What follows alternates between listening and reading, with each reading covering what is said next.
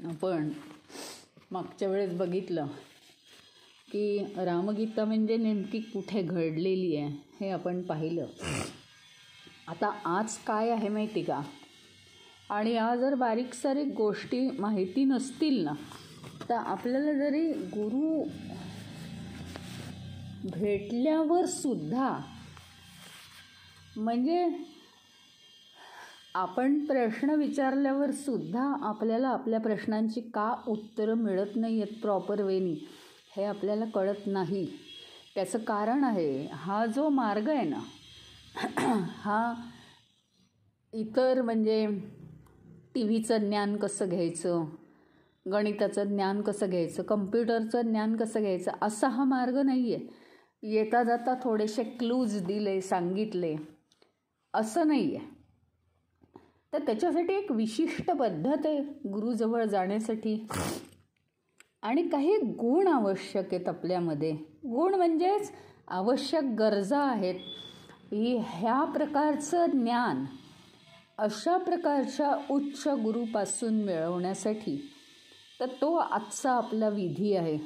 अतिशय सिस्टमॅटिकली या रामगीतेमध्ये सांगितलेलं आहे. त्याचं कारणच आहे, हे अगदी लक्ष्मणाच्या अंगात उपजत होतं. उपजत अतिशय एकरूपच झाला होता तो श्रीरामांशी. आणि श्रीराम स्वतः कुठल्या विवंचनेत किंवा वनवास आहे, त्यांचा वेगळीकडे मूड चालला आहे, कुठल्या राक्षसाचा वध करायचा आहे, अशा वेळेस हे प्रश्न विचारलेले नाही आहेत. परंतु एक मात्र आहे की इतकं श्रीरामांच्या सानिध्यात आयुष्यभर राहून लक्ष्मण काहीच शिकला नाही असंही झालं नाही. म्हणजे सगळंच लागतं. तेवढं बुद्धीचं काम आहे. आणि नेमकं कोणत्या वेळी विचारायचं, कशा पद्धतीने विचारायचं, त्यानंतर गुरुचा मान किंवा नम्रता, या गोष्टींनी, म्हणजे हे काय नियम आहेत म्हणून नाही, पण या गोष्टींनी सायंटिफिकली आपल्याकडे ज्ञान कसं येतं हे आजच्या आपल्या पाठात आहे. की काय काय आपल्याला असायला पाहिजे. एकदमच गेला, एकदमच 5-6 प्रश्न विचारलेत, एकदमच त्यांनी सगळी उत्तरं सांगून टाकली आहेत, त्यांनाही कोणी काही शिष्य नाही मिळते, बरं झालं यांनी विचारलं, असं नाही आहे. आणि इतकं स्वस्तात, म्हणजे असं नाही आहे की आता श्रीराम हा लक्ष्मणाचा मोठा भाऊ आहे म्हणून, आता मोठा भाऊ आहे म्हणून बिचारा विचारतोय, त्याला कळत नाही, तो लहान भाऊ आहे, असू दे ना, आपण त्याला सांगून देऊ, अशी ही गोष्ट नाही आहे. तो मूडसुद्धा लक्ष्मणाला ते ग्रहण करण्याचा सुद्धा मूड, ती विचारसरणी, ती विचारधारा, तेवढी पातळी विचारांची सखोलता आली पाहिजे. त्याच्यासाठी हे सगळं करायचं. त्याच्यामुळे गुरुसुद्धा आपण त्या पद्धतीने त्या पातळीला येईपर्यंत वेगवेगळी उत्तरं देतात. नंतर जी आहेत ती उत्तरं देतात. नंतर उत्तरच देत नाहीत, फक्त समजवून घ्यायचं असतं आपल्याला. गुरु म्हणतात, सगळं तर तू जाणतोस, अंतर मनाला तुझ्या विचार, जास्तीत जास्त सखोलतेने अभ्यास कर, त्याचं मनन कर. म्हणजे शेवटची स्टेप आपल्याला एकदम करता येणार नाही, कारण प्रत्येकजण एकाच पातळीचा नसतो. आता हे श्रीराम प्रभू हे जन्मजातच विष्णू स्वरूप आहे, विष्णू अवतार आहे, त्यामुळे त्यांना सगळं ज्ञातच आहे. पण कोणत्याही परिस्थितीत त्यांना अशा अतिशय स्थिर मनोस्थितीत बघून लक्ष्मणाला खूप आश्चर्य वाटतं. आणि त्याच्यावर तो अनेक प्रकारे विचार करतोय. तर तो त्यांच्या जवळ बसला, त्यांच्या पायाशी बसलाय लक्ष्मण, आणि विचारतो, काही आध्यात्मिक प्रश्न विचारायचा तो प्रयत्न करतोय. पण तरीसुद्धा काय काय गोष्टींचं पालन करून तो हे करतो आहे. एक बार प्रभू सुखासीना, सुखासमाधानात गप्पा गोष्टी करत एकदम चांगल्या मूडमध्ये श्रीराम प्रभू बसले होते. लक्ष्मण वचन कहे छलहीना. सहज सहज म्हणजे छलहीना म्हणजे काय तर गुरुची परीक्षा न घेता आढे वेडे नाही का तुम्ही ते त्या प्रसंगात असं म्हटला होतात तर त्यातल्या मला या वाक्याचा अर्थ असं नाही तो लांबलचक विचारते. छलहीना म्हणजे जे काय आहे ते सरळ सरळ भाषेत की मला हे समजलं नाही त्यांचा मूड बघून आणि ते अत्यंत सहज मनस्थितीत असताना दुसरी कोणचीही त्यांना चिंता नसताना ते अगदी आनंदाच्या मूडमध्ये बसलेले असताना तो काही विचारतो आहे काही बोलतो आहे सहज भाषेत. सुर नर मुनी सचराचर साई मैं पूछऊ निज प्रभु की नाई. की आत्तापर्यंत मी असं ऐकलं आहे की सुर नर मुनी हे सगळे सुर म्हणजे देव सगळे देवदेवता ऋषीमुनी हे सगळे काय आहेत अधिकारवाणीने उपदेश करतात. हां मैं पूछऊ निज प्रभु की नाई मोहि समझाऊ कहू सोई देवा सब तजी करऊ चरण रज सेवा. आणि अत्यंत काय झालं प्रत्येक वेळी म्हणजे लक्ष्मणाने हे बघितलंय की सगळे हे ऋषीमुनी किंवा देवदेवता ह्यांची त्यांचे शिष्य कोणत्या ना कोणत्या प्रकारे कोणी पाणी भरेल कोणी हे करेल काय पाय दाबून देईल कोणी आणखीन काही करेल कोणी कसली सेवा करतं गुरु सांगतात आणि ते लिहितात ही सेवा पण ते मनाने नाही मी आता लिहिण्याची सेवा करणार असं मागून नाही घेतले. गुरु आपल्याला ज्या ठिकाणी ठेवेल कुठल्या कुठल्या ठिकाणी गुरु कपडेसुद्धा धुवायला लावतात शर्ट हे आपलं त्यांचं काय जे काय असतं वस्त्र पोशाख म्हणजे त्यांना समजतं की कोणत्या प्रकारे ह्याच्या मनातला मलिनता निघून जाईल आणि तो शुद्ध होईल. ही जी सगळी ॲक्च्युअल कर्म आहेत ना आपली आपण म्हणतो की मी हे कर्म केलं आणि मी ते कर्म छान केलं ॲक्च्युअल काय माहिती का आणि आपण हे शिकलो पण आहेत पण आपलं थोडंसं डोळ्याआड काय होतं की मी एखादं कर्म केलं तर काय आहे माहिती का माझ्या त्या वासना तशा आहेत म्हणून त्या वासनांचा नाश होऊन माझं मन जे मलिन आहे ते स्वच्छ होण्यासाठी कर्म करावी लागतात निरंतर कर्म करावी लागतात आणि त्या कर्मांमध्ये अडकून अडकून दोन गोष्टी होतात. कर्म केल्यानंतर आपलं या ज्या वासना असतात त्यांचा क्षय होतो कर्म केल्यामुळे आणि दुसरी गोष्ट कर्मामध्ये कोणत्या तरी पद्धतीने म्हणजे तुम्ही शरीराच्या मार्गाने म्हणा किंवा मनाच्या मार्गाने म्हणा मन हे अडकलं जाऊन ते सहज मन तयार होतं आपलं आणि सहज मन तयार झाल्यावर त्याच्यात नवीन वासना तयार होत नाहीत त्यामुळे मनाची मलिनता जाते.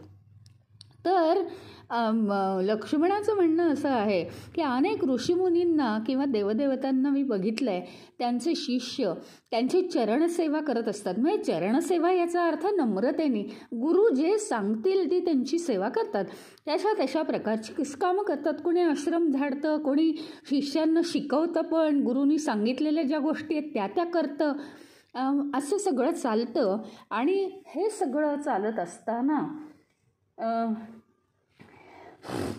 लक्ष्मणाचं म्हणणं आहे की आध्यात्मिक ज्ञान हे फार सखोल आहे गहन आहे.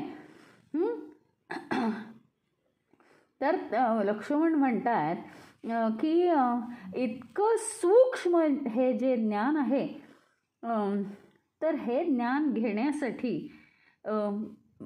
जाणण्यासाठी माझी फार इच्छा आहे माझी खूप इच्छा आहे हे ज्ञान कसं जाणावं याच्यासाठी. तर काय करावं म्हणजे आम्ही असं अनेक ऋषीमुनींकडनं आजपर्यंत मी ऐकत आलो आहे, तुमच्या तोंडूनही ऐकत आलो आहे की ज्ञान वैराग्य हे शब्द इतक्या वेळा ऐकलेत ते नुसतं कानावरून जातात. अरे आम्ही म्हणू सुद्धा शकतो ज्ञान, तू जरा ज्ञान करून घे, वैराग्य धारण कर, म्हणू शकतो, पण नेमकं काय करायचं हे आम्हाला कळत नाही. आणि त्याचे अर्थ आम्ही कसे जाणायचे. तर या गोष्टींमध्ये लक्ष्मण जरा सखोलतेने जाणू इच्छितो.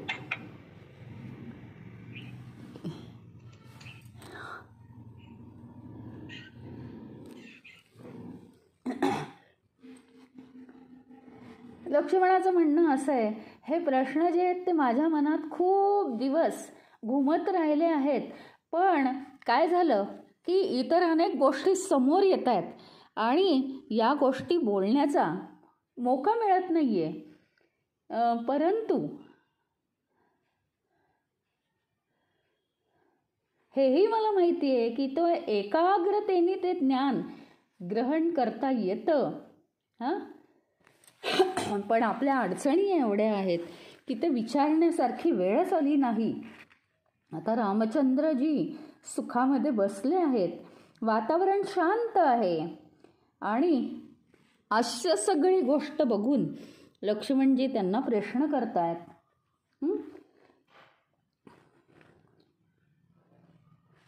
आता समजा आपल्याला एखादी गोष्ट जाणून घ्यायची, एखादी गोष्ट जाणून घेतल्यानंतर ती गोष्ट पूर्णपणे जर आपल्याला कळली तर आपण काय होतो त्या बाबतीत?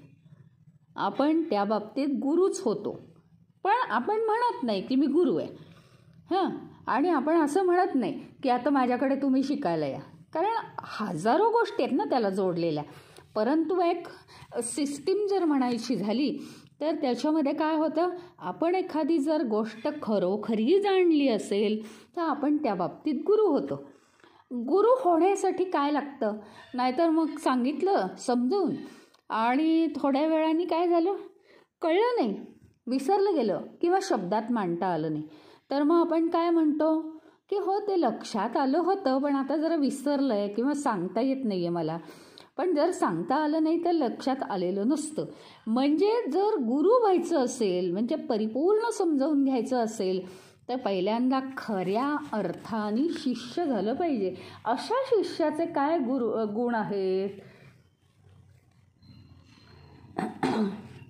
आता श्रीरामांचे गुरु कोण होते?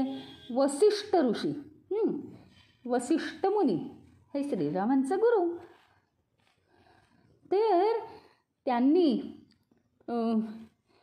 वसिष्ठांकडून अध्यात्मकला शिकली, ती प्राप्त केली की कोणतेही प्रसंग कसेही येवोत पण माझं खरं स्वरूप काय आहे आणि मी त्याला चिकटायचं नाही आहे, मी फक्त सोडवण्यासाठी आहे. आणि वसिष्ठांनी श्रीरामांना त्यांच्या प्रश्नांची जी उत्तरं दिली आहेत त्याचं नाव आहे योग वसिष्ठ. हा ग्रंथ खूप मोठा आहे आणि तो नुसतं योग वसिष्ठ वाचून उपयोग आहे का? आम्ही श्रीरामाच्या पातळीला गेलो आहे का?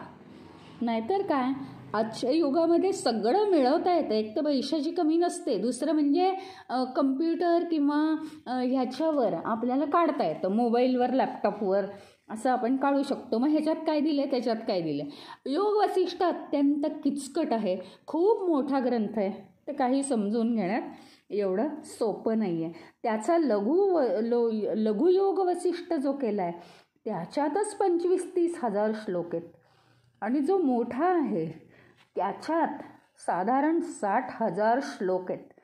इतका मोठा संवाद वसिष्ठ ऋषींशी श्रीरामांचा झालेला आहे. तेव्हा कुठे आज श्रीराम हे श्रीराम प्रभू झालेले आहेत, संपूर्ण विश्वाचा नियंता आहे तो. त्याच्यामुळे इतकं सगळं शिकून ते काय या कानाने ऐकलं त्या कानाने सोडून नये. प्रत्येक वसिष्ठांनी सांगितलेली प्रत्येक सूक्ष्म गोष्ट श्रीराम प्रभूंनी ग्रहण केली आहे. आणि एवढे 25 ते 30 60,000 श्लोक, तर त्यात काहीही तुम्हाला वावगं किंवा तेच रिपीट झालेलं दिसणार नाही. ते श्रीरामांनी विचारलेलं आहे. योग वसिष्ठला कोणी हात पण लावत नाही. भगवद्गीतेत काही श्लोक रिपीट, कारण ते कोणासाठी आहे? सामान्य लोकांसाठी आहे. इथून थोडंसंच पुढे गेलेत श्रीकृष्ण, तिथून आणखीन एकच स्टेप पुढे गेलेत श्रीकृष्ण, आणि तेच हॅमर केलं आहे एक गोष्ट, आणि दुसरी थोडीशी छोटीशीच गोष्ट पुढच्या श्लोकात सांगितली आहे. तसं ते नाही आहे योग वसिष्ठ. इतके 60,000 श्लोक झाले. याचा अर्थ अगदी बारीक गोष्टी, सूक्ष्म गोष्टी श्रीरामांनी योग वसिष्ठांना विचारलेल्या आहेत, वसिष्ठांना विचारल्या आहेत, आणि त्यांनी त्यांच्या प्रश्नांची अतिशय सूक्ष्म रीतीने अशा रीतीने उत्तरं दिली की ते त्यांच्या आतमध्ये, म्हणजे आचरणातच प्रभू श्रीरामचंद्रांच्या आलेली आहेत. वसिष्ठांना पूर्णपणे कल्पना होती की श्रीरामांचं जीवन काय आहे. त्यामुळे एक गोष्ट महत्त्वाची आहे, जो जसा प्रश्न विचारेल तशीच त्याची उत्तरं मिळतात. प्रश्न वेगळे विचारले तर त्याची उत्तरं त्रोटक मिळतात. जितकी शिष्याची बुद्धी प्रखर आहे, म्हणजे विचारताना आहे ना, अनेक वेळा विचार करून सुरुवातीच्या पातळीला हे होत नाही. पण हे एवढं का दिलं आहे माहिती आहे का? खरोखरी जर आपल्याला हे अध्यात्मज्ञान किंवा आत्मस्वरूपाचं ज्ञान शिकायचं असेल, खूप महत्त्वाचं आहे, म्हणून तर मी हे घेतलेलं आहे आत्ता रामगीता. जर आपल्याला हे शिकायचं असेल ना, कारण आपण उपनिषदाच्या मार्गावर आहोत, तर पहिली गोष्ट म्हणजे सगळं फेकून त्या वेळामध्ये, ज्या वेळात चर्चा चालू आहे, बोलणं चालू आहे, त्या वेळात प्रत्येक वाक्याचा सूक्ष्म विचार केला पाहिजे.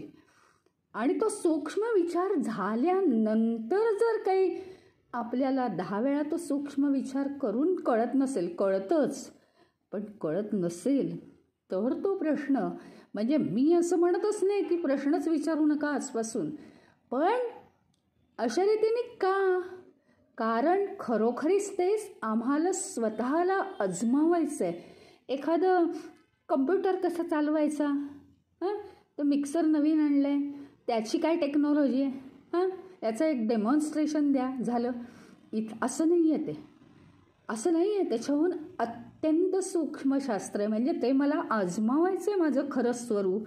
ते मला कसं कळणार जर मी स्वतः मनन नाही केलं तर? आणि स्वतः जर मनन करून प्रश्न विचारले तर ते अत्यंत सूक्ष्म प्रश्न असतात. 4 लोकांसाठी किंवा गुरुसाठी प्रश्न नाही, तर माझ्यासाठी, माझ्या मनाची तळमळ म्हणून प्रश्न विचारायचे. हा एक अत्यंत महत्त्वाचा मुद्दा इथे मांडलेला आहे श्रीराम प्रभू आणि वसिष्ठ ऋषींच्या बाबतीत. आणि काय होतं, गुरु जसजसे जास्तीत जास्त गोष्टी सांगतात तसतसं शिष्यांनाही आनंद होतो, आणि शिष्य जसजसे सूक्ष्म प्रश्न विचारतात तसतसं गुरूंनाही भरभरून सांगावंसं वाटतं. कसं असतं हे पहा, हे एक शास्त्र आहे. जसं आपण रामायणात शिकलो ना, युद्धाचं एक शास्त्र आहे, तसं ही एक खूप मोठी गोष्ट आपण शिकायला हवी. हे आपण नॉर्मली म्हणतो, पण गुरु हे फार कटाक्षाने पाळतात. कारण गुरूंना माहिती असतं की किती केअरलेसली शिष्य प्रश्न विचारतो, आणि गुरूंनी वेगळ्या पद्धतीने त्याचं उत्तर दिलं तर कुठे शिष्याचं जीवन चाललं जाऊ शकतं. म्हणून आपण म्हणतो की कुणी विचारल्याशिवाय जास्तीची माहिती देऊ नये. ज्या पद्धतीचा प्रश्न असेल त्याच पद्धतीचं उत्तर द्यावं. त्याच्या आजूबाजूची माहिती जास्त सांगू नये. कोणीही आपल्याकडे येतं, एखादा विषय निघाला की सगळं A to Z आपण सांगत बसतो, तसं ते योग्य नाही. हे जीवनाचं सुद्धा शास्त्र आहे. तर गुरु हे फार कटाक्षाने पाळतात. जोपर्यंत कोणी एखादा प्रश्न विचारत नाही तोपर्यंत गुरु त्या बाबतीत सांगत नाहीत. त्याचं कारण ती गोष्ट विचारण्याची शिष्याच्या मनाची धारणा झालेली नसते. तोपर्यंत त्याचं उत्तर ऐकायला त्याचं मन कसं तयार असेल? म्हणून गुरु सांगत नाहीत. कारण त्याच्या मनात मग गोंधळ निर्माण होतो. जेवढं कोणी विचारेल तेवढंच ते सांगतात. हां, आता श्रीराम प्रभूंनी इतके सूक्ष्म प्रश्न या वसिष्ठ ऋषींना विचारलेले आहेत, त्यामुळे त्यांना ते उत्तर देणं भाग झालं. आणि संपूर्ण अध्यात्मशास्त्राचं निरूपण श्रीराम प्रभूंना त्यांनी केलं आणि पूर्णत्वाला नेलेलं आहे. इथे तर आपण श्रीरामांना फक्त गुणांच्या रूपात, मानवाच्या रूपात बघतोय, पण आतून ते पूर्णपणे परमेश्वर, मानव असताना ते परमेश्वर. आता तुम्ही म्हणाल, मग ते जर विष्णू रूप होते तर त्यांना काय गरज होती बरं? आपल्या छोट्याशा बुद्धीला आपल्याला हा प्रश्न पडतोच की काय गरज होती बरं त्यांना? ते स्वतः विष्णुरूपच होते ना. विष्णुरूप असल्यावर, किंवा आपण शिवपुराणात पाहिलं की त्या कोणतो श्रीकृष्णांचा तो मित्र सुदामा, त्याला मागचा जन्म आठवत होता, म्हणून काय झालं, तो वाचला का काय? वाचत नाही. आता ते जरी विष्णुरूप असले, त्यांना काही गोष्टी कळतील की हां, मी विष्णू आहे, मी हे सगळं सहन केलं पाहिजे. पण मानव रूपात, मानव देहात जन्माला आल्यामुळे काही गोष्टींचा विसर असतो आणि तो त्यांनी भरून काढला आहे. त्यांना ते तेवढंसं सुद्धा पुरलं. आपल्याला कोणत्या गुरुनी सांगितलं तर ते अजून आपल्याला 7 जन्म शिकावं लागेल, पण त्यांना पुरलं ते. वसिष्ठांनी संपूर्णपणे त्यांना ज्ञान दिलेलं आहे आणि त्यांनी तेवढे प्रश्नही विचारलेले आहेत.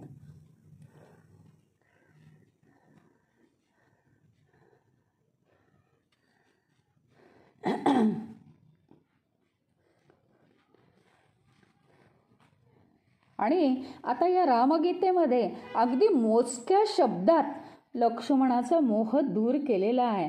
फार पाल्हाळ लावून शिष्याला कधी जास्त समजत नसतं आणि म्हणूनच शिष्याची पातळी काय, तोपर्यंत ते थांबतात गुरु, दुसऱ्या गोष्टी सांगत राहतात.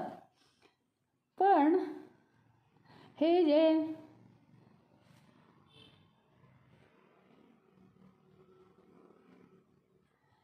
रामचरित मानसमध्ये सुद्धा मध्ये आधे अशी खूप ज्ञानाचे विषय आहेत आणि सगळीकडे ज्ञानाची सूत्र आपल्याला दिसतात.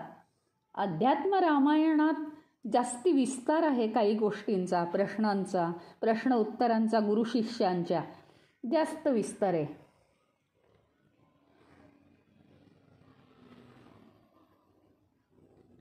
कोणाला त्यांनी उपदेश केलेला आहे श्रीरामांनी. नारद मुनी, शबरी, भरत, सनतकुमार, अयोध्येची प्रजा,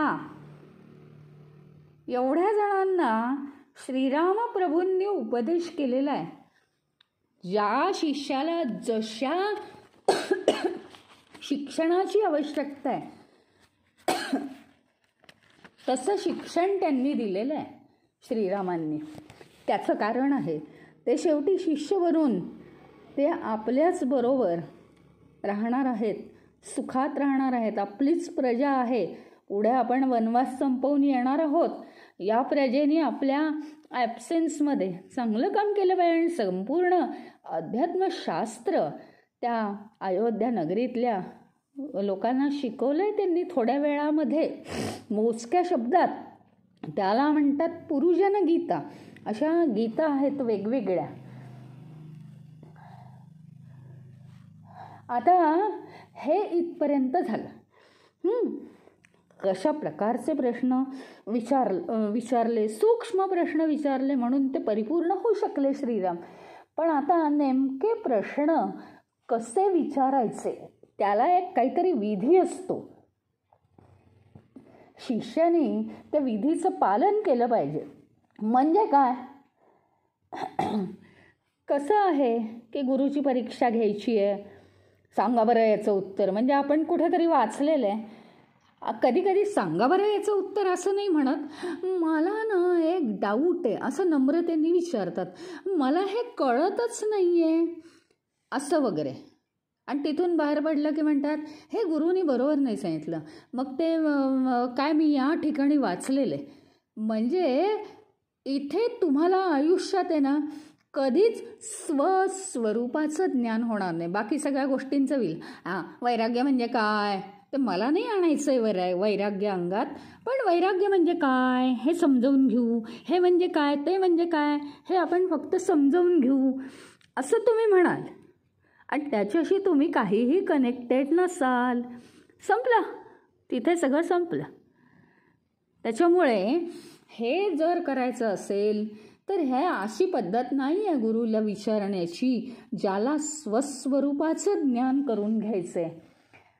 तर गीतेमध्ये म्हटले ना, तद्विद्धी प्रणिपातेन, तो विधी पार पाडण्यासाठी, ते ज्ञान जाणून घेण्यासाठी परिप्रश्नेन सेवया, प्रश्न विचारत राहिलं पाहिजे आणि पद्धतशीर प्रश्न प्रणिपातेनं, प्रणाम करून नम्रतेनी आणि प्रश्न विचारून म्हणजे हे त्याच्याबद्दल अतिशय सूक्ष्म भाव ठेवून आणि ते आपल्याला आचरणात आणायचे अशा पद्धतीने प्रश्न विचारून ते ज्ञान प्राप्त केलं पाहिजे.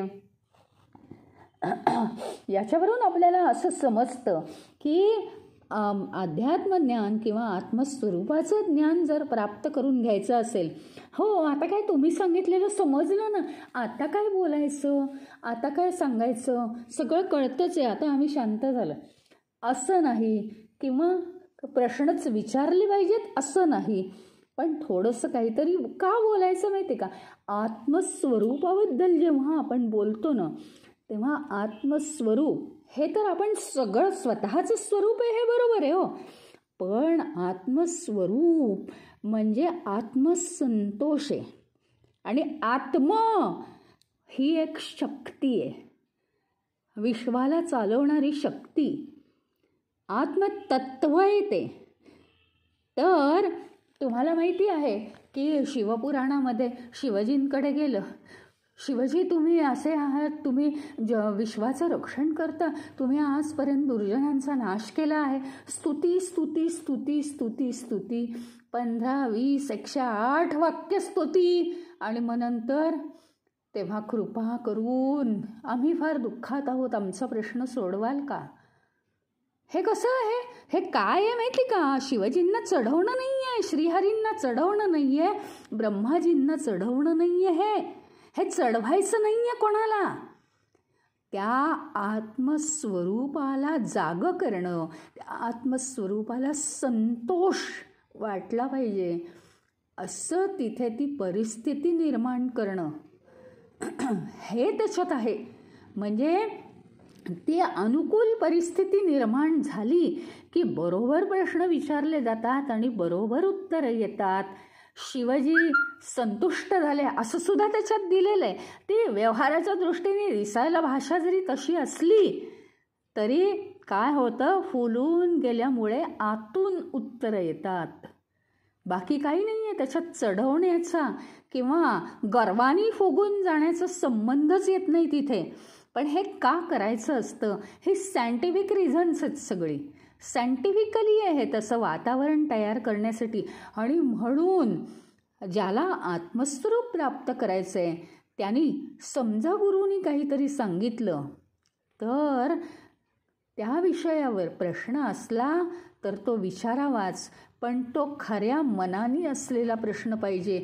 उगीच काहीतरी विचारायचं आहे, कोणीच काही विचारत नाही, चला विचारून घेऊ, हे असंच आहे ना हो, हे तसंच आहे ना हो, असं वरवर नाही, खऱ्या मनाने खरी काय अडचण आहे. आणि जर तसा प्रश्नच नसेल तर मग हरकत नाही, मला हे एवढं समजलं आहे, पण ह्याच्यात अजून काही आवश्यक आहे का, की मी काही जाणलं नाही आहे असं वाटतंय का तुम्हाला. मग हे असं का माहिती का, कोणत्या गुरुला चढवण्यासाठी नाही, तर आत्मसंतुष्टी. आत्म म्हणजे स्वतः मी, त्या स्वतः मीबद्दल आपण बोललो ना की त्या आत्म्याला सुद्धा संतुष्टी येते, हा त्याच्यात भाव आहे. आणि म्हणून त्या दिवशी सुद्धा म्हटलं ना, ज्ञानेश्वरांची सेवा म्हणून ज्ञानेश्वर माऊली ही जी काही शक्ती आहे त्या शक्तीच्या चरणी काहीतरी सेवेचं समर्पण म्हणून आपल्याला बोलायचं आहे, कोणासाठी नाही आणि कोणी म्हणतं म्हणून नाही. मला काही येत नाही, पण आपल्या म्हणतात म्हणून बोलूयात, आपण प्रयत्न करूयात. असं काही नाही आहे त्याच्यात, प्रयत्नाचा भाव नाही आहे, म्हणतात म्हणूनचा भाव नाही आहे. जे काही बोबडे बोलेत ते त्या माऊलींच्या चरणी अर्पण, संपूर्ण विश्वाच्या कल्याणासाठी त्यांनी पसायदान मागितलं, तर आपण एवढं करू शकतोच. आता हा विषय आला आत्मसंतुष्टीवरून. आणि ह्याच्यात मग कसे प्रश्न, काय करायला पाहिजे नेमकं? तद्विद्धी प्रणिपातेन परिप्रश्नेन सेवया. प्रणिपात करून, प्रणाम करून, विनम्रपणे आणि परिप्रश्नेनं सतत परिप्रश्न केले पाहिजेत. सूक्ष्म सूक्ष्म प्रश्न विचारून ते आत्मसात केले पाहिजेत. नंतर अजून काय केलं पाहिजे की गुरु जवळ जाऊन बसलं पाहिजे अतिशय नम्र भावाने. आता गुरु जवळ जायचं म्हणजे केवळ गुरुच्या चरणांशी बसायचं असा अर्थ आहे का? गुरुच्या मनाच्या जवळ गेलं पाहिजे, गुरुच्या बुद्धीच्या जवळ गेलं पाहिजे. प्रणिपात करायला हवा, प्रणाम करायला हवा नम्रतेने, गुरुची सेवा करायला पाहिजे. म्हणजे सेवा म्हणजे काय? पाय दाबायचे नाही, चरणांना हात लावून बसायचं नाही. तर गुरुला जे अपेक्षित आहे, काही गुरूंना अपेक्षित असतं मी बोलतो तू लिही, काही गुरूंना अपेक्षित आहे तू काय केलं पाहिजे? आश्रमाचं पाणी भरलं पाहिजे. काही गुरूंना अपेक्षित आहे तू आश्रम झाड. काही गुरूंना अपेक्षित आहे तू शिष्यांना शिकव, मी अडकलेला आहे ना त्यावेळी तू शिष्यांना शिकव, मी ज्यावेळी प्रवचन करतो बाहेर त्यावेळी. काही गुरूंना अपेक्षित आहे की तू शिष्यांचे प्रश्न गोळा कर. म्हणजे जी काही गुरूंनी सेवा सांगितली आहे ती सेवा आपण केली पाहिजे. हजारो प्रकारच्या सेवा असतात. काही गुरूंना अपेक्षित आहे बाहेरची काही कामं कर, ह्याला निरोप दे, त्याला निरोप दे, का आजच्या युगामध्ये काही फोन कर, काही हे कर, काही आपली कामं कर. ह्या गोष्टी म्हणजे गुरुची सेवा म्हणजे गुरुच्या मनाप्रमाणे वागून त्याची काही कामं जर आपण हलकी केली तर तो सहज अवस्थेत राहू शकतो आणि कुठलीही चिंता त्याला लागत नाही. मग त्याच्याकडून ज्ञान मिळवणं सहज शक्य आहे.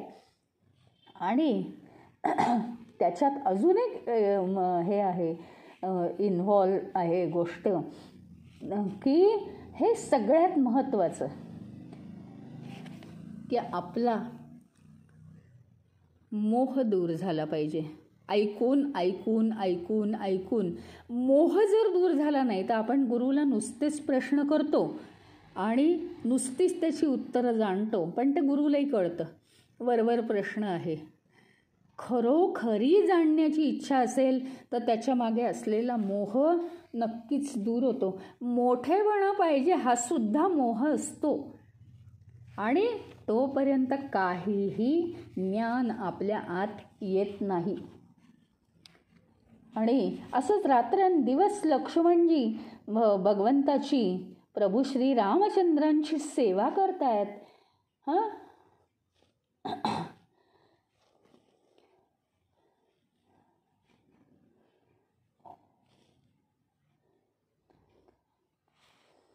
आणि काहीही काम श्रीरामांनी सांगायच्या आतच लक्ष्मणजी समजवून घेत आहेत की आता हे केलं पाहिजे. नुसत्या त्यांच्या दृष्टीवरून, त्यांच्या विचारांवरून इकडे तिकडे त्यांनी पाहिलं की अरे आपल्याला हे केलं पाहिजे असं त्यांच्या मनात येतं आहे.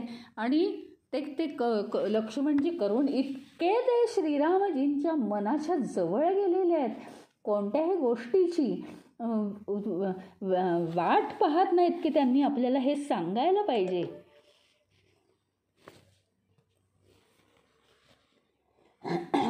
त्यांची जी सेवा आहे ती अशी सहज दिसून येते आपल्याला, इतकी विनम्रपणे सेवा आहे.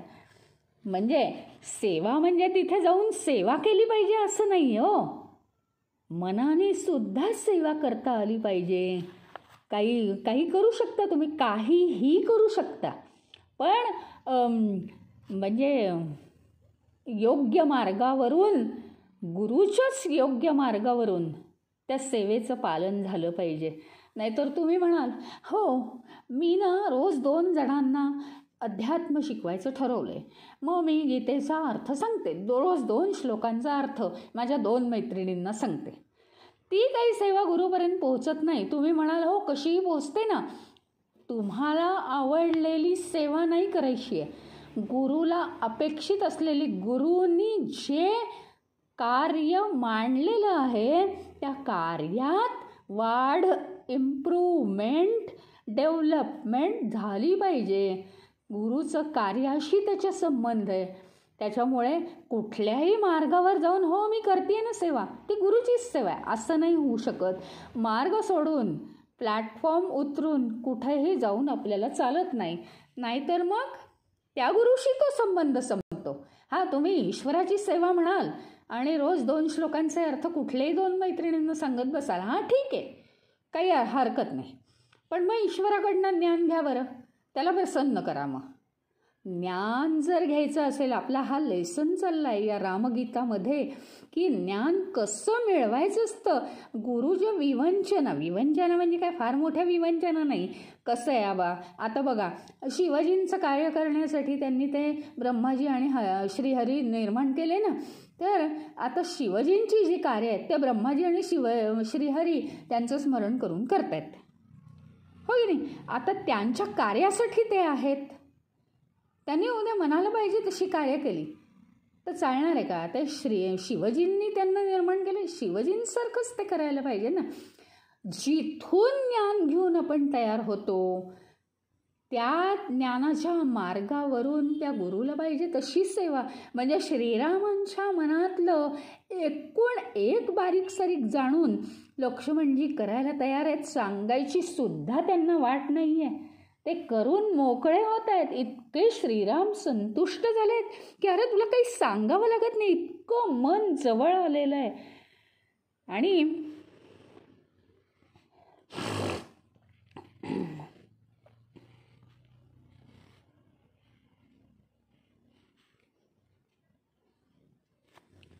सगळं श्रीरामांचं काम करून कधी थकल्यासारखं ते दाखवत नव्हते. आणि केवळ मोठ्या महान माणसांबरोबर आपल्याला जायला मिळतंय अशाही थाटामाठात कधीच लक्ष्मणजी नव्हते. सीतेचा प्रश्नच नव्हता. हां, ती तर जाणारच होती श्रीरामांबरोबर, तिला काही वाटण्याचा प्रश्न नाही.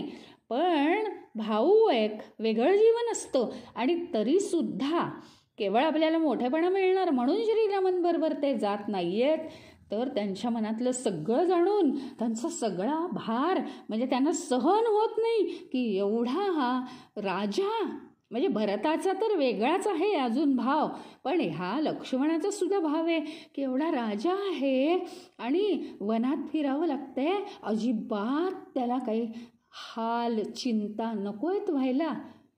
अगदी मनाने अगदी ओतप्रोत प्रेम भरलेलं आहे. हां, अशा ठिकाणी असा जर गुरुबद्दल भाव असेल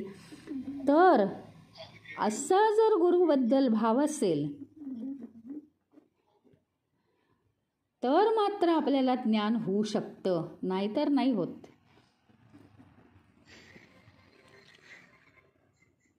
इतका जवळीकेचा भाव पाहिजे.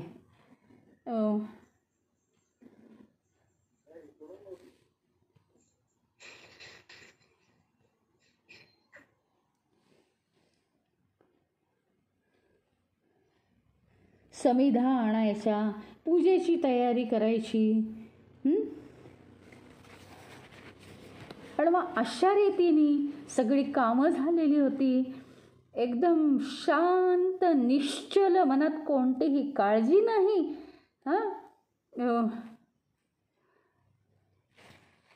अशा त्यांच्या वेळी लक्ष्मणाने प्रश्न विचारलेला आहे.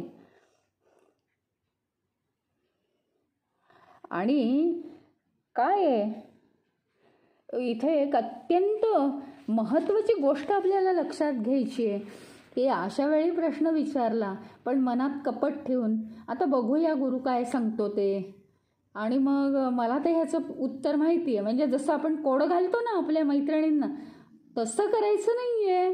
की हे मग ह्याचं उत्तर काय, मला तो प्रश्न पडला आहे हो, असं वगैरे विचारायचं. पण गुरु आहे ना, सच्चा गुरु असतो तो कोणत्याही कपटी शिष्याच्या मनातला भाव जाणतो, पण तो बोलत नाही. कधी कधी तो त्रोटक उत्तरं देतो, कधी कधी वेगळी उत्तरं देतो, आणि कधी कधी सरळ उत्तरं देऊन म्हणतो की याला वेळ आल्यावर समजेल. बाकी तो काहीच करत नाही, कारण तो म्हणतो सगळं परमेश्वराच्या हातात आहे. सगळं गुरु जाणत असतो, त्याशिवाय तो गुरु होतच नाही. कारण गुरु होण्यासाठी अतिशय सखोल ज्ञान लागतं. आणि काय आहे, शिष्याने विचारण्यासाठी शिष्याच्या मनात ती जिज्ञासा नको काय यायला. गुरुबद्दल परीक्षा घेण्याचा भाव आला मनात, तर शिष्याला ते जे ज्ञान गुरुनी दिलं, खरं म्हणजे काय होतं, काही काही वेळेस आता मला जे उत्तर माहिती आहे ते उत्तर मला अपेक्षित आहे. म्हणजे गुरुनी जर ते उत्तर नाही दिलं तर मी म्हणतो काय गुरु आहे, काही येत नाही गुरुला, मग हे असं उत्तर होतं. त्यांनी वेगळंच उत्तर दिलं, काही नाही, काहीतरी बनवलं मला, आणि जे मी सांगितलेलं उत्तर दिलं, हो गुरु खूप हुशार आहे, बरोबर उत्तर दिलं. म्हणजे बरोबर उत्तर दिलं का चूक उत्तर दिलं ह्याच्यासाठी आहे का शिष्य? तर हेही नाही, यांनी सुद्धा शिष्याचं मन तयार होत नाही. हे ज्ञान जाणण्यासाठी, हे ज्ञान अत्यंत सूक्ष्म आहे, आणि असे जर भाव मनात असतील तर अजिबात ते मन इतक्या सूक्ष्म गोष्टी जाणायला अतिशय त्याला हे लागतं, खूपच नाजूक अवस्था मनाची असावी लागते ते सगळं आपण जाणून घेण्यासाठी. तर कधीच अशा शिष्याला ते कळणार नाही. त्यामुळे गुरुची परीक्षा घेण्याचा भाव असता कामा नये. मनामध्ये अत्यंत जिज्ञासा जागृत झालेली पाहिजे, आणि साधे सरळ प्रश्न पाहिजेत. म्हणजे अगदी शब्दांचा खेळ, छलकपट आणि मोठं काहीतरी, मग त्याला बॅकग्राऊंड मोठं द्यायचं. मी अशी एका ठिकाणी गेले होते, तिथे असं झालं, तसं झालं, खूप मोठं सांगितलं, आणि मग तिथे मला असा प्रश्न पडला, पण हा माझा खरा प्रश्न आहे असं वगैरे विचारायची गरज नाही. मी अभ्यास केला आणि हा मला प्रश्न असंही विचारायची गरज नाही. जे काही आहे ते सरळ सरळ विचारायचं. त्याला म्हणतात सरळ भाषा, एकदम साधी सोपी सरळ भाषा, आणि त्याला म्हणतात मनात कोणतंही छलकपट न ठेवता विचारलेली भाषा. आणि त्याच्या चेहऱ्यावरून, त्याच्या डोळ्यांवरून, त्याच्या भाषेवरून, त्याच्या बॉडी लँग्वेजवरून गुरु सहज ओळखू शकतो. आपल्याला शिवपुराणात माहिती आहे की शिवपुराणात शिवजी काय, ब्रह्माजी काय किंवा श्रीहरी काय, सहज चेहरासुद्धा बघायची गरज नाही आहे. त्या ठिकाणी विष्णू लोकातून श्रीहरी, ब्रह्मलोकातून ब्रह्माजी आणि शिवलोकातून शिवजी. कुठे पृथ्वीवर काय चाललंय, कुठे कसलं युद्ध चाललंय, कुणाचा गर्व जास्ती झालाय, कसाचा गर्व कसा हरण करायचा, अंतर्ज्ञानाने जाणत होतं. ह्याच्यावरून गुरुची पातळी काय असते, चेहरा पाहून तो सहजच समजू शकतो. बॉडी लँग्वेज पाहून, उठणं बसणं शिष्टपणाचं वगैरे सहजच समजू शकतं. त्या तुमच्या मूडवरून, तुमच्या ट्यूनवरून सहज समजतं की शिष्य कोणत्या भावाने विचारतो. आणि काय वैर नसतं. गुरुच्या मनात काय असतं की त्या शिष्याच्या, सर्वसामान्य सगळीच माणसं अशी असतात, मानव मन म्हटलं की ते गर्विष्ठ होतच, ते गर्वाचा भाग एक घेतच. तर त्यांना काही वाटत नाही. त्यांचं म्हणणं एवढंच की तो त्या पातळीला आला की त्याला खरं ज्ञान द्यायचं. माझ्याकडे आला तर मी देईन, दुसऱ्याकडे गेला तर दुसऱ्याकडून त्याला मिळेल, त्याच्या नशिबात जे असेल ते त्याला कुठूनही मिळेल, असं त्यांच्या मनात असतं. पण ती सच्चाई गुरु जाणतो, आणि गुरु तर जाणतोच, पण ते ज्ञान शिष्याला जर प्राप्त करायचं असेल तर अशा सगळ्या गोष्टी आपण लक्षात घेतल्या पाहिजे.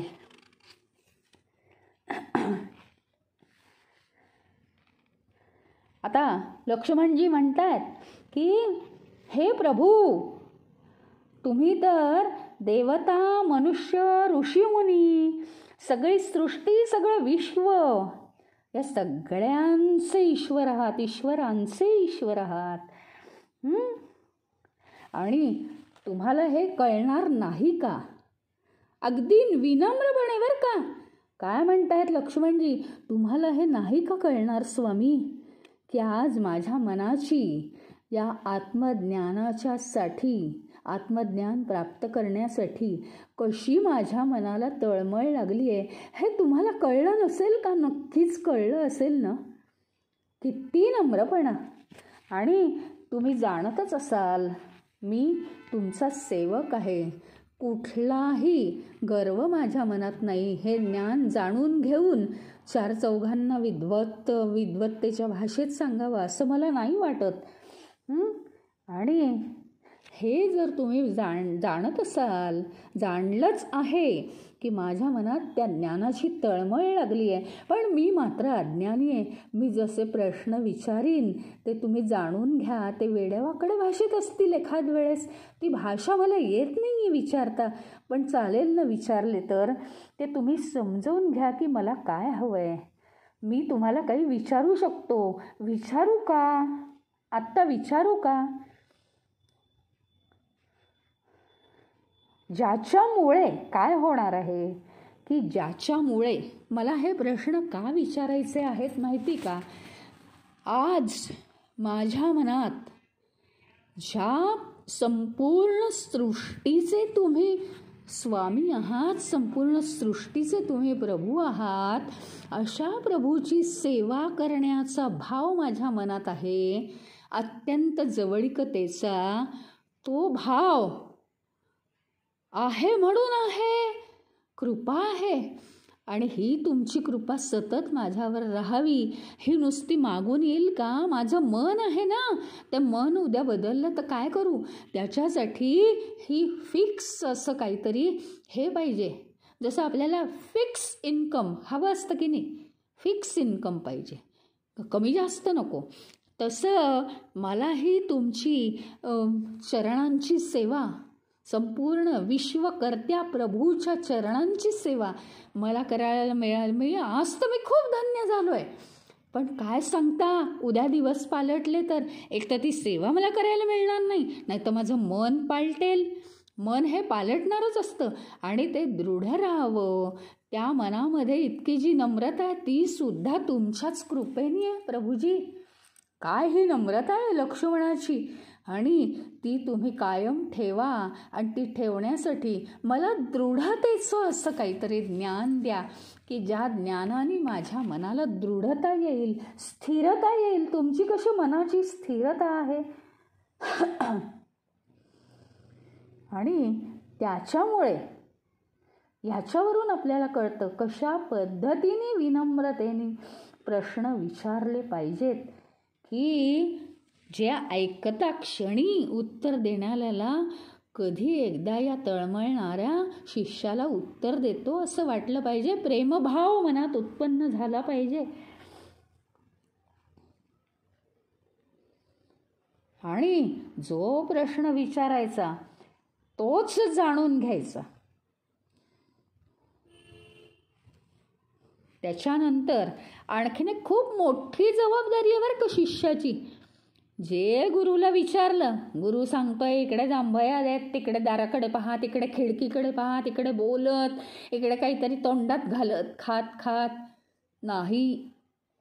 नाही किंवा यातलं काहीही न करता कुठेतरी डोळे लागलेत, कुठेतरी झोप येते, काहीतरी जांभया देतोय, कुणाशी तरी कानात बोलतोय, स्वतःच प्रश्न विचारून नाही.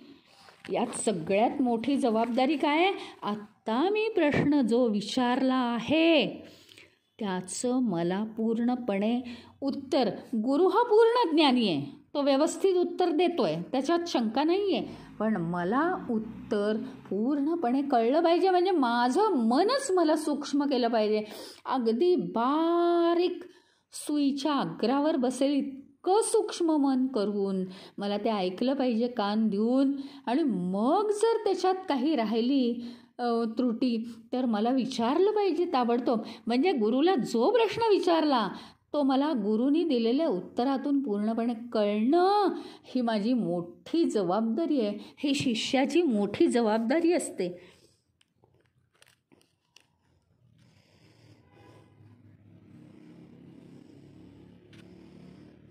आणि दुसरी गोष्ट, एक गुरु आपल्याला असं या गोष्टींवरती धर्माच्या विषयावरती, अध्यात्माच्या किंवा आत्मस्वरूपाच्या विषयावरती सांगतोय, हे असं दुसऱ्याला समजून सांगणं ही तोंडची गोष्ट नाही आहे. पहिली गोष्ट आपल्याला ही समजली पाहिजे.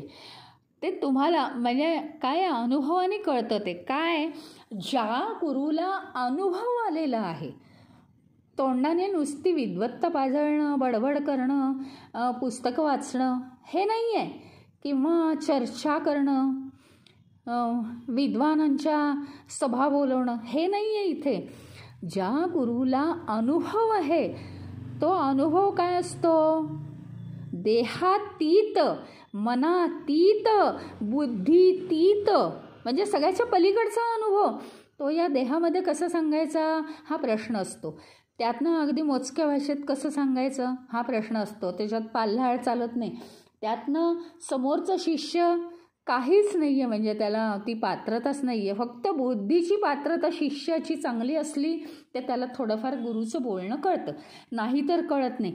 म्हणजे हे गुरु हे जे सांगतो हेच मुळी इतकं कठीण आहे, तर त्याला आपण किती महत्त्व दिलं पाहिजे ते लक्षात देऊन ते ऐकलं पाहिजे. त्याला कमी महत्त्व देऊन चालणार नाही.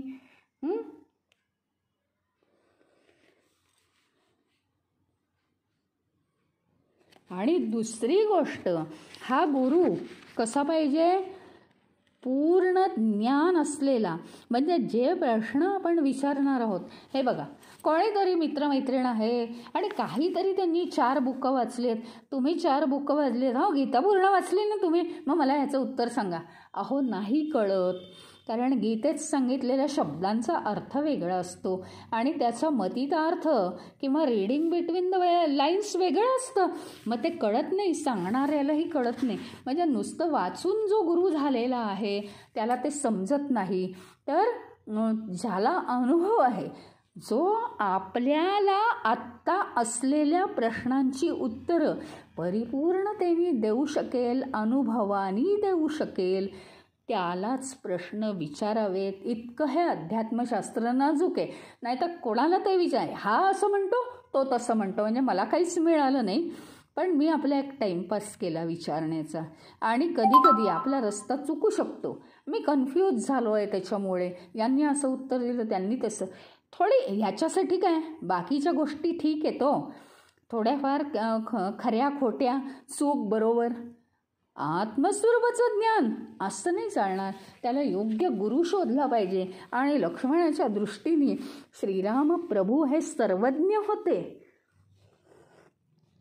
आणि दुसरी गोष्ट, प्रश्न हा अगदी अतिशय विचारणीय असला पाहिजे, म्हणजे विचारणा योग्य. अगदी अहो मला ना आता खरंच अगदी हा तुम्हाला फालतू प्रश्न वाटेल, पण खरंच मला प्रश्न पडला आहे असं नाही होऊ शकत.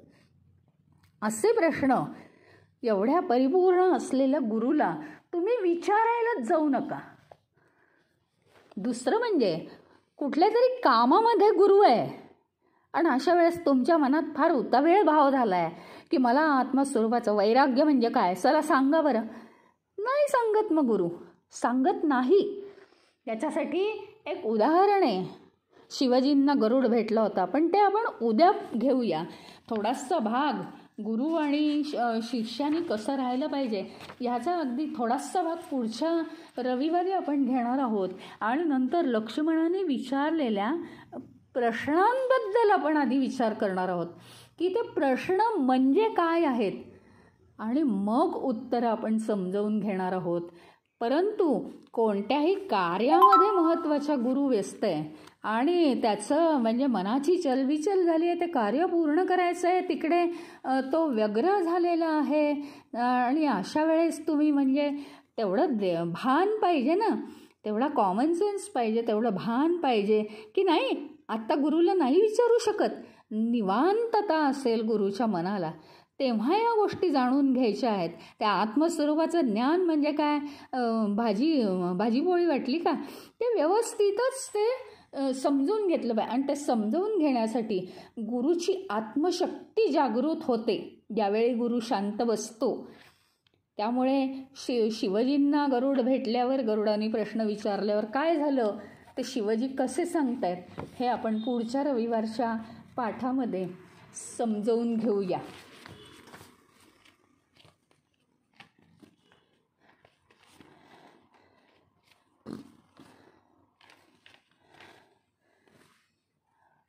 पवनतनय संकटहरण मंगलमूर्तिरूप रामलखन सीता सहित हृदय बसहु सुरभूप. सियावर रामचंद्र की जय, पवन सुत हनुमान की जय, उमापति महादेव की जय. बोलो भाई सब संतन की जय. श्री सद्गुरुनाथ महाराज की जय. मंगलमूर्ती मोरया. ओम पूर्णमदः पूर्णमिदं पूर्णात् पूर्णमुदच्यते पूर्णस्य पूर्णमादाय पूर्णमेवावशिष्यते. ओम शांति शांति शांति. हरि ओम. श्री गुरुभ्यो नमः. हरि ओम.